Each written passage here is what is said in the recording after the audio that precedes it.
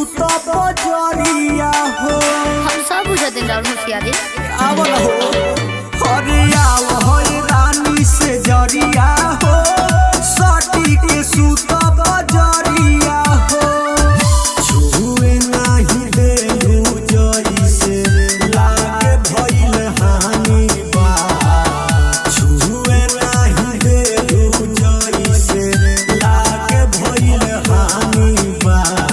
ऐसे काहे करे ए बोला मुझे कमर में परेशानी बा।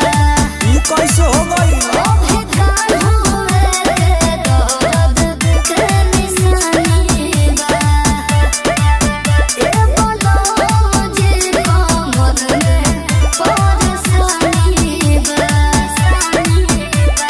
कौन दर्द हरे?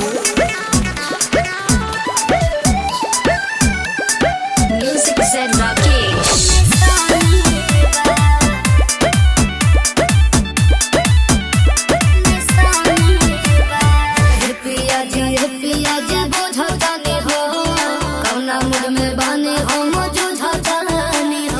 बुझतू तो सटतू ना फरका कहे बन।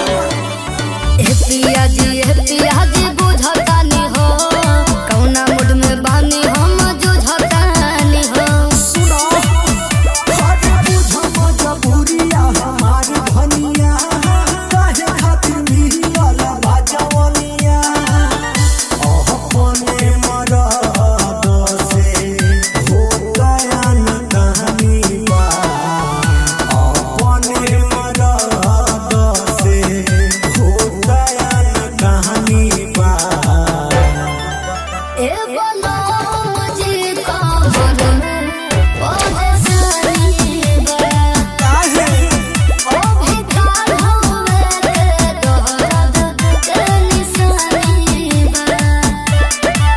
ए बोलो मुझे कमर में परेशानी बा।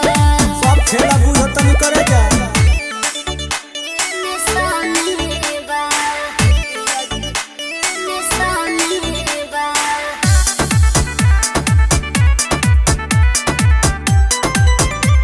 कमर में परेशानी बा। निशानी बा। जानो तानी हो सब जी रौरा फेरा में आइल नहीं हो जी। हम सब बुझते हैं होशियारी पूछ नहीं तू बुझ। ए